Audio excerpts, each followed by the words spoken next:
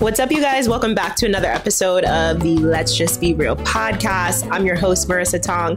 Thank you so much for tuning in to another episode this week. I'm so happy to be joined by our first and only astrologer on the show so far, Miss Lara. Welcome to the show. Thank you so much. I'm so happy to be here. Thank you for coming. Purple, beautiful ambiance. Yes, it's the aura. It's yes, the aura. Yeah. Sure. Welcome. How are you? I'm doing awesome. Good. Yeah. Happy to, I'm back in Jersey, so like it's cool that this is my first fun thing to do since I was just traveling a bunch. So happy to be here. Yes, yeah. I'm so excited to dive into this topic today because I feel like, number one, there's so much going on right now astrologically. Totally. And I want to kind of just deep dive into a couple different things, like the solar eclipse that just happened, maybe a little bit with like Mercury retrograde, and then maybe just talk about like some signs and, you know, what people can really learn from their chart. For sure. Yeah. Yeah. So where do we start? Yeah. So, I mean, we are in a very intense time. This solar eclipse is really, this eclipse season is highlighting. So it's between Aries and Libra. We just kind of shifted into this new energetic cycle when the nodes are in, the North Node being in Aries. So it's understanding ourselves, our independence. You know, we very much have shifted kind of in this like me culture. And we need to balance that healthfully with the Libra, which is about relationships, which is about how we come into that harmony rather than just like either over compromising us completely, losing our identity within our relationship, within our job, whatever we're in relationship with, and kind of like reclaiming, re-understanding ourselves in this new world, post-COVID, all the things that we've all been through. How do we reestablish ourselves to then live in harmony and explain ourselves to the environment that we're kind of thriving within? Mm-hmm. Yeah. So what are some major themes specifically like this month in April? Like we had the solar eclipse last week. And would you say that there's for sure like this, because I feel like with me, I'm in this era of like letting things go and like clearing space and making room for new things. Yeah, they say that like the eclipses, they really just, it blacks everything out so we can kind of like, okay, let's clear it. Let's make a new thing happen, right? We want to have a new day. In a sense. And I love that it was kind of even around like the Easter time to match up with different religious beliefs of just kind of like, okay, Jesus is away and then he's reborn. You know what I mean? Yeah. Like that kind of like, there was a lot of symbology when it comes to just this rebirth that we're all wanting so desperately to just get rid of things that no longer they're not here to serve the new group, the new relationship that we're going to have, the new dynamic. It's because it's very much part of like an old karmic cycle that we don't need anymore. So yeah, eclipsing things out is like full blown tower moments. Like, oh, now I'm leaving my job. Like, changing my mind, changing my plans around. Like that's what it's here for, and that's why I love this topic because it's like.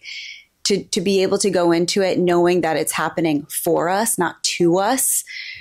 You know, we got to be very mindful about like being that victim. It's like, we're not the victim. We are the main character of our story. Like we get to define that narrative, you know? Yeah, I love that. And what are some ways that we can like embrace all of these changes? Because, you know, some people who are watching or listening to this, they might not be in tune with what's going on, you know, and maybe they want to learn a little bit. Maybe now it's making sense. Maybe they're putting together like, you know, some pieces like, wait, this is off. This relationship is feeling weird. I'm not happy or satisfied at this job anymore. So like, what are some things that people could do to like prep and just maybe ease into all the changes about to happen? Totally. So what I love, especially seeing what you do, like the Aries is about the physical, like the physical body. So a lot of times when we're feeling like, you know, all the energy gets pent up within us. It's about, you know, we've got to move this energy through our physical body. Like not enough of us are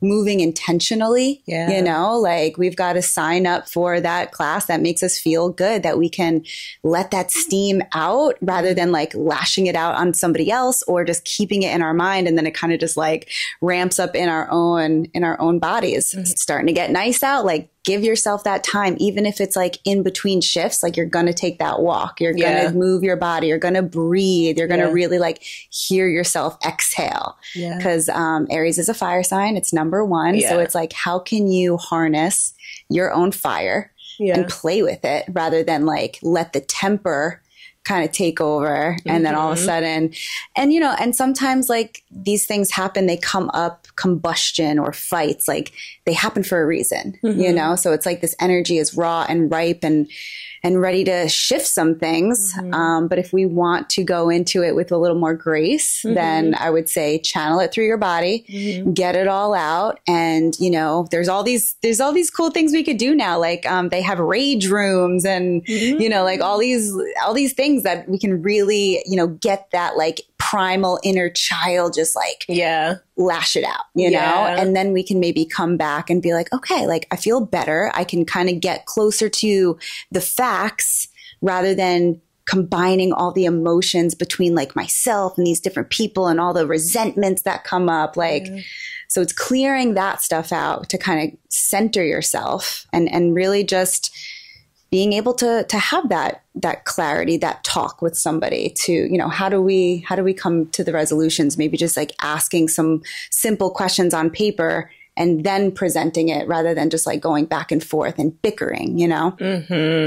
Yeah, I love that. And journaling, like you said, getting it on paper, just letting it out, releasing it. Totally. Would you recommend people, I know we talked about like physical body, but what about like stillness? Like, is this a time to like be still, go within? Of course. I mean, there's a time and a place. So what I did during the eclipse, I always recommend during Aries season, like dealing with your face. It rules the head, you know, Aries, like the ram. Okay. Yeah. So, get yourself a facial, get yourself your gua sha, you know, like that's actually a big part of the reason why they're so popular now. It's like you see a lot of people on Instagram now that are like doing face massage and that's, you know, it's a hot topic, I think mostly because the nodes have shifted and we've got this North Node in Aries and we also have Chiron in Aries. So, you know, we really need to pay attention to our headaches and like our eyes. We're always looking at screens. Everything's, you know, bright around us. So we need to actually, you know, close your eyes, sit in the dark, like sit with none of the LED things and just really embrace what the eclipse metaphorically brings us, you know, embrace the dark, embrace the quiet, and then contrast that with that like loud movement, you know, like see how you operate between both of those spaces and what will come up for you. And what is Chiron for people who don't know? Yes. So Chiron, they call it the wounded healer. Chiron really represents the place that needs the healing. It's like the wound that's there. It's kind of an open wound and we want to take care of it. We want to look at it. And it being in Aries has a lot to do with the self, with our identity. We're all kind of searching for these new ways to define and describe ourselves in the new world. It's like everything's, you know, exceedingly rapidly evolving and we're going with that, you know? So it's like, at the retreat, a practice that we did was like some identities that you've been called before, like you're somebody's daughter, you know, these words, these nouns, right? You're somebody's daughter. You are somebody's friend. You've been, you're a teacher. You're this, like, what are all the names or all the identities that you've claimed or have been given to? Which ones do you no longer want to associate yourself with? You know, say that you were in a job for 20 years and now you want to shift out of that, but you kind of have carried that identity and it's part of your pride. It's part of your badge of honor. It's part of who you are. So how do you let that go? So that I think is a big theme for like, you know, that's happening right now with people. And it's like, how can I release that pride of who that is and then invent the new word or just kind of like start doing the thing that I can start to carve out this new piece of myself, this new identity. And sometimes it comes with a brand new, an invented word that hasn't even been, you know, taken on yet. So we have to make these new terms. It's Age of Aquarius. We're reinventing the world. Like we don't have to stick to these typical phrases of who we are in the world, you know? I love that. And I feel like that's very related to like shadow work. That's how it sounds. And that's kind of where I am right now. Like I'm doing a lot of like shadow, inner child, you know, just trying to like get in the depths of like, so that I can really step into the next, you know, like you said, you know, the next era of life or the next just season, and just manifest, you know, some big things. And we all know like it's very hard to manifest new things when you're holding on to old. So yeah, that's where I am right now. Let's dive into maybe like astrology 101 for people who are maybe not too sold on astrology, and maybe they know what their sun sign is, which most people do. And that's like, you know, your main sign. Like for me, I won't say because we're supposed to be guessing. Well, you said shadow work, so I got some thoughts already. Okay. But yeah, I'll guess soon. But yes, Astro 101. So basically, the way that I love to kind of describe it and teach it is just by like starting with the elements, because that's, you know, nature. Even this topic even gets into like, you know, is this a science or religion? Like, what is astrology? Is it made up? Is it just written in a magazine? Because a lot of the people will just say like, oh, it's just, you know, just some like witchy stuff. But it's been practiced for years, and there is like this science to it that includes all of this like astromath, as I like to call it. So basically, if we do see the 12 signs as a whole, then we can break it down with 4 elements. We've got fire, Aries, fire, like number 1. It's that spirit. It starts life. Then we've got earth. Then we ground everything down. We've got air. We circulate the energy. We learn. We move.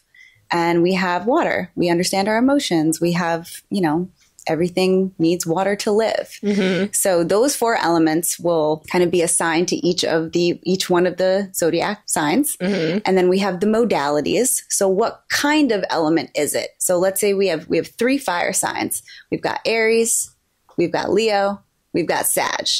Now we break that down further to get closer to understanding what kind of fire it is. So we've got the Aries is like a match where you just like spark it up and it revs up and it begins, right? But Leo, that's called a cardinal. That's a cardinal fire. So that's when I love to get into like the body to describe the energies, because it's like, boom, out of the gate, we've got cardinal fire. Yeah. And then the second type of fire would be fixed fire. So Leo is a fixed fire sign. It's a different type of fire. So then we've got, that's more so like sitting around a campfire. It's fixed. We're telling stories. There's like that main character Leo energy that's like telling the stories, describing something going on in a real like exciting, entertaining way. That's that kind of fire, fixed fire. Yeah. And then we've got the Sagittarius, the mutable fire. So we've got these different modes of fire, right? And that one will take the torch and go and like explore and like show everyone what's going on in the world. So it's the element and then the modality. How are we getting closer to that understanding what this element is about and how it operates and moves in the world? So it's very much like this metaphor to understand energy. You know, it's not just like, oh, she's a Leo because whatever. You know what I mean? It's like there's reasonings to it. And then the other part of the equation would be the planet. So the planets all kind of represent a certain piece of us. Like the moon is our lunar nature, our nurturing side, our yin, our feminine. Venus is very much a part of that, our beauty, our love language. Then you have Mars. That's more so like our fight, our sex drive, all the passions that we have, the desire. So all of those planets also will assign themselves to a zodiac sign. So like for Aries, we've got cardinal fire and it's ruled by Mars. So that kind of like adds to the equation. So we take all these little pieces and we put them into this equation to understand what the sign is and why we're describing the energy this way. So that's kind of like the astromath behind it. Yeah. And it's super fascinating to, see like then you see the highlights of the heightened version of this energy and then the shadow side of the energy. Like there's nothing that's good or bad. We're not judging anything. We're just using another language to like describe how we can talk about life, how we can understand, how we can upgrade ourselves, why I mesh well with this person and why I have more friction with this person. Yeah. You know, it's just a language. Yeah. A better way to understand yourself and other people, and why you sometimes have maybe your mood swings or things that you gravitate towards, or why you want to travel, why you like to see the world. You know, like there's so many complexities to it. I feel like, is it the big three? Because a lot of people, I think, ask, you know, what are your big three? So that would be your sun, your moon, your rising. Are those like the main that people should be paying attention to? So when it comes to that, it's yes, like the sun, moon, and rising will describe like a bulk of making sense of yourself on a deeper level. Like when I first learned about this topic, this was way back in 2010. I was super just disconnected from me because I had lost myself in a relationship and didn't, you know, I was just about to go to college. I had no idea what I wanted to do. It was like, who am I? Right. So when I stumbled upon like learning astrology, that's when I discovered my moon sign. And I'm like, well, that makes a lot more sense. I'm like, okay, yeah, I'm sorry. You know, because just identifying with the fact that like I'm an Aquarius, like it wasn't always, you know, it's described as this like detached rebel vibe. And I'm like, yeah, totally. Like I have that. Yeah. But there's so many other parts to who I am. It can't just be that one, you know, that one liner. Yep. So that's where I started, you know, so like the base points you can hit sun, moon, rising. It starts to open up the conversation. But to me, it's like, what do you really want to know about yourself? Do you want to know more so about, you know, your relationships? And you would look to see like Venus and understand more of that love language. Are you wanting to learn about your career and your development? Then you would look at your North Node placement. So it really just depends like what area of focus. And that's when, you know, when people come to me, then I'm like, okay, well, I still have a conversation with myself about learning my birth chart. You know what I mean? So the conversation goes on forever. That's why I love learning the topic, because it's just like, it's always happening. You're always learning. Yeah. So it's like, yeah, what do you want to start with? What's coming up for you that feels like the biggest, you know, roadblock or complexity? And then we could just like start piecing it out. And then I would look to different parts of your chart and different planets to see how we can get the conversation started. Yeah. So speaking of Venus, should people be looking at their Venus sign to choose their partner or attract a partner? Like, does that really... So again, there's no real one-liner. There's a lot to look at. So 7th house in the chart does describe like relationships. So you can kind of look at what's going on in that house. For a woman, typically the husband is represented by Jupiter. So you would look at Jupiter and see what are your Jupiterian, you know, where is Jupiter in your, like I have Jupiter in Virgo, right? So my type would typically be someone that has some like Virgoian traits and you want to see like what's happening there. But then if you're just looking for like, and it depends what type of relationship you're looking for, that's more so long-term stuff. You would look at Jupiter and Juno. If you're looking for, you know, what's my, how is my Mars coming out? What am I sexually attracted to? Then you would most likely look at your Mars and how that's operating in your chart. And, so then Venus is more so, it's all relationships, because Venus is the ruler of Libra, which is about relating. So love language is like your attraction style. And then Mars is like how you go and get it. Yeah. So it kind of, it's like, I wish I could just say like, this is the rule of thumb, but like, it's such a puzzle. Yeah. You know, is. But yes. And then, so like, and then how you want to be nurtured in a relationship, you would look at your moon, you know, am I getting my needs met? You would say like, I need to understand what my moon, where that is in my chart, how I like to be loved. Yeah. How I like to feel cared for inside the home and feel cozy and comfy with my partner. That's going to be a lot different than how I'm operating on a sexual level. You know what I mean? So it's a time. I love it. And like you said, you're always learning. Yeah. There's always so much more to just take in. I love it. I love it. So what are some ways that you help people? Like, so people come to you, right? And you do a full birth chart reading. What are some main things that people come to you for? Like career, love? Yeah, I would say a lot of life purpose direction stuff, because we're all we're all really going through that, this identity shift, this like, who am I in this new world and what else can be created because I don't resonate with any of the old jobs. Like, what's my purpose? Yeah. I think that that's a big one. And I think that we also kind of just like naturally attract people who are almost like-minded. And I'm very much like life purpose mission based. You know what I mean? Like I'm about that. That's why I love that I'm here with you because I know that you're like that too. Yeah. So yeah, that's a big one. And I would say definitely pieced a lot of like ancestral stuff, like why is this pattern happening in my life so much? So then we'll go back into, the patterns of our family members because we kind of forget that there's a lot of subconscious things. What was your environment like growing up? And, that's where it gets down to like, it's this language and this kind of like cool star science, but it's also so much this therapy that, you sit on a couch with a therapist, they're going to ask you about your childhood growing up, you know? So if we're talking about patterns, then we that's where we want to start. Yeah. What was going on in the home. Yeah. And people a lot of times will come for between like life mission, purpose, and then also like, okay, what's going on in my love life? How do I attract this particular partner? And then we look at the cycles.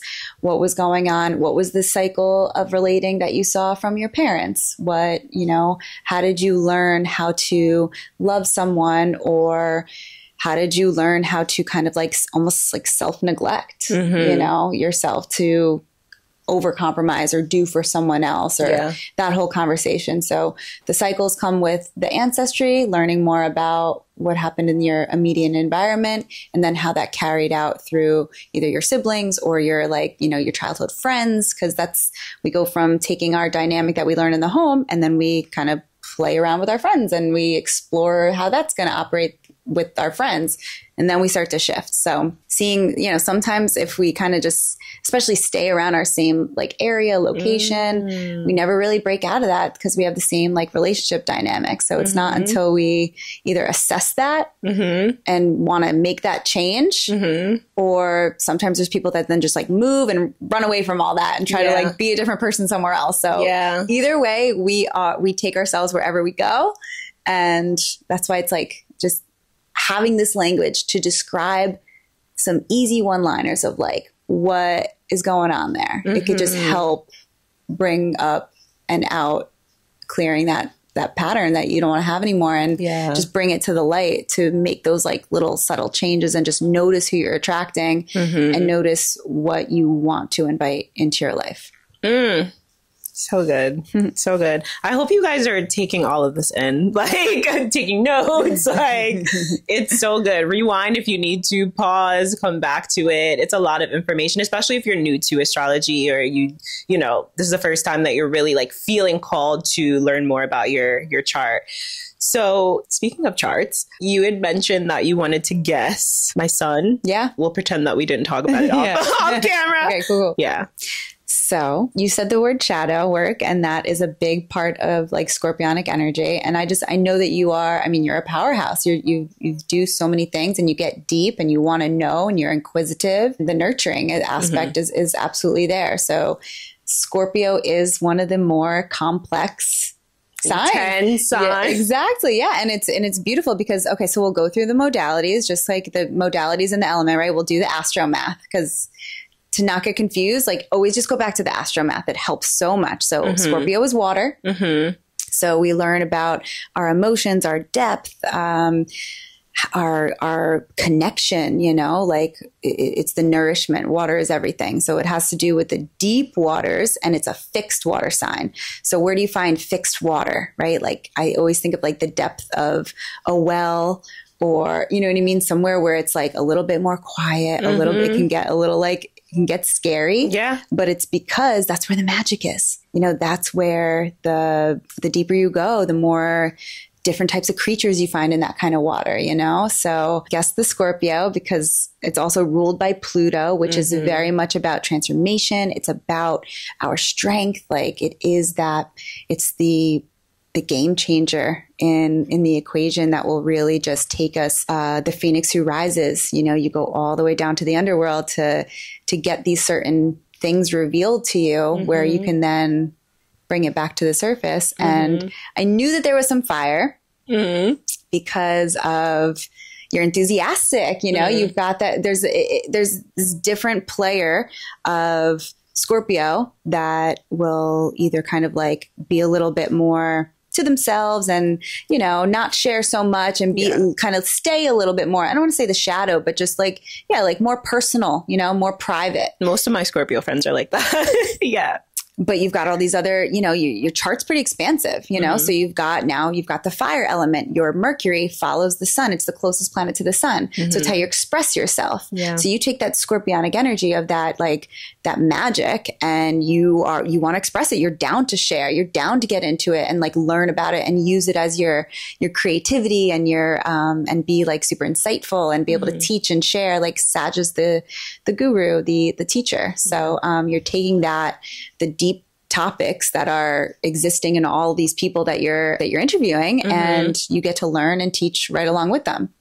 So that's that beautiful Mercury placement. My Venus, Taurus. It's crazy because I used to think that I was confusing like my Mercury and my ascending sign. So for so long, because I'm on the cusp, I'm the last day of Scorpio. So I always thought I was a Sag rising, and I was like, I'm not an Aquarius rising. That doesn't make sense. Like, I'm not, I'm not aloof. Like, I'm not rigid. But like, the more that I've studied my chart, like, it makes so much sense. And the fact that I'm 3 fixed signs is crazy to me. Like Taurus, Aquarius, Scorpio.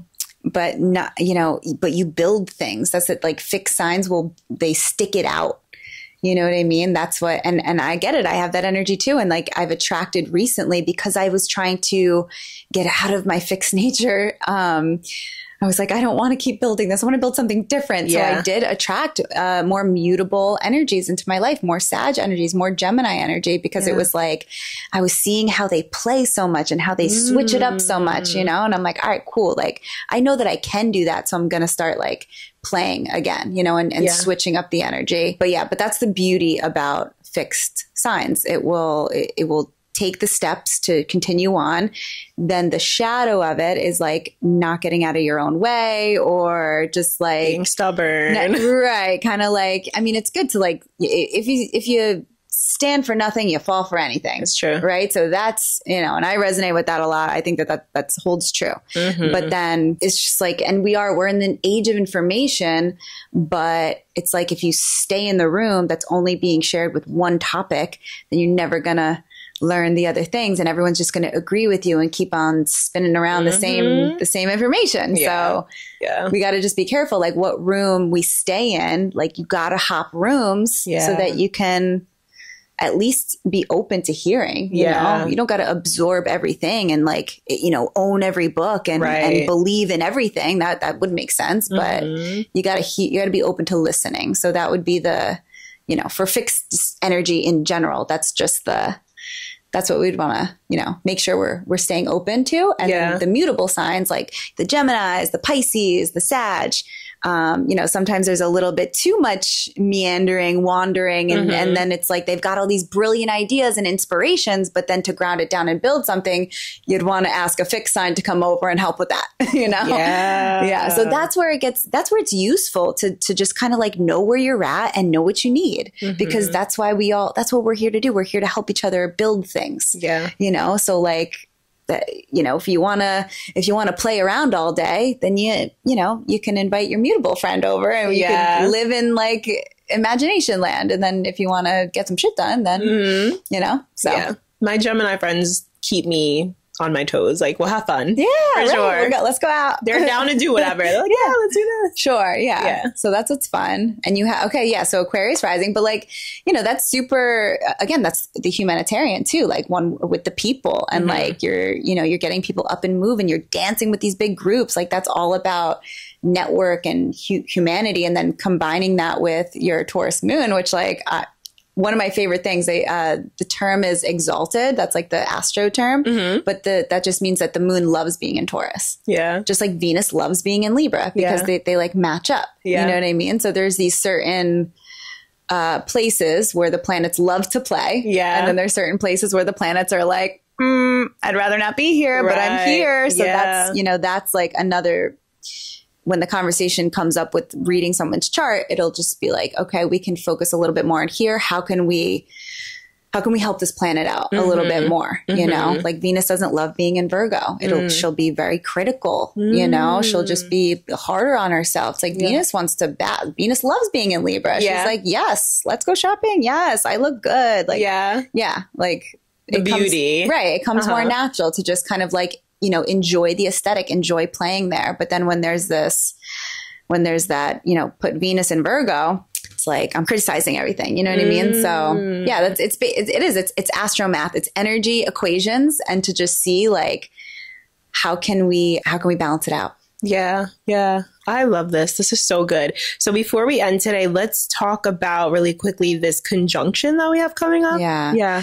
So there's this another whole like terminology. Conjunction just means when like two of the planets are going to be hanging out in the same zodiac sign. Obviously, they're farther away from each other in proximity to the sun, but they will be in the same zodiac sign. Like if you have that, there's an app like Planet View, all those cool Skylight, I think is the other one. So you can even see if you put your phone in the sky that the planets will be very close together in the same sign. So this conjunction will be Uranus, which is like the game changer. It is the Einstein of the zodiac planets. It is the revolutionary, where like things will shift. And then Jupiter's like Santa Claus. Jupiter brings out possibilities, and it just makes things bigger and more, and, you know, festivities. It's all about like expansion, right? So we've got the expansion planet and kind of this like shift energy, and they're coming together in the sign of Taurus. Now the interpretation is a lot like, you know, where are we getting our, like our creature comforts, our security, like all that type of stuff that has been like grounding us down are the things that have been grounding us down, holding us together, giving us our comforts. Are they outdated? Have we overindulged them? Are we ready for a new way to manifest, you know, attract our income, have our abundance? Like, you know, it's like for so long, if we've been earning our money this way, and then just kind of like, I earn my money like this, and then I go and spend it on clothes. But it's like, you don't identify with that anymore. You don't, it doesn't give you that same joy. It doesn't give you that same spark, you know? It's like, if you've been like, personally for me, like, having a sweet tooth, like I was addicted to like froyo for like a couple of years, right? I was like, yeah, if I'm having a weird day, I'm going to go get some froyo. Yes. It's like eventually that stops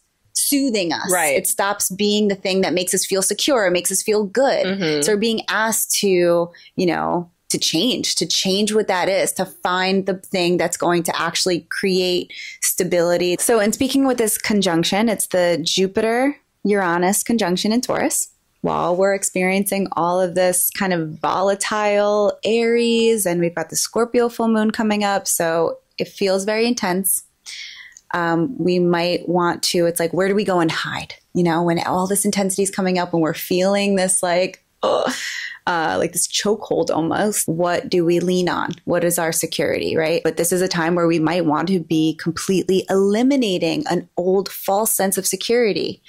Or it's going to come up where it's like, you know, you thought you were going to get that big payout, but maybe it's supposed to come from somewhere else. So that's why you didn't get it from this particular place, you know? So it's like, again, not playing victim to where our false sense of security has been like this blanket that was hiding us rather than actually keeping us warm. It's like, we don't need that anymore. We want to find like our true like hearth, the true thing that is going to feed us and fuel our futures, rather just like that old baby blanket that we were kind of holding on to. It's like, we've outgrown it. You know what I mean? We want something bigger and better, and something that's going to actually also challenge us. Like we forget that, you know, comfort is one thing, but in order to feel great and comfortable, we also want to be challenged. That is a part of the human condition, to enjoy a healthy, good challenge. Yeah. You know? Yeah. I feel like comfort for me, like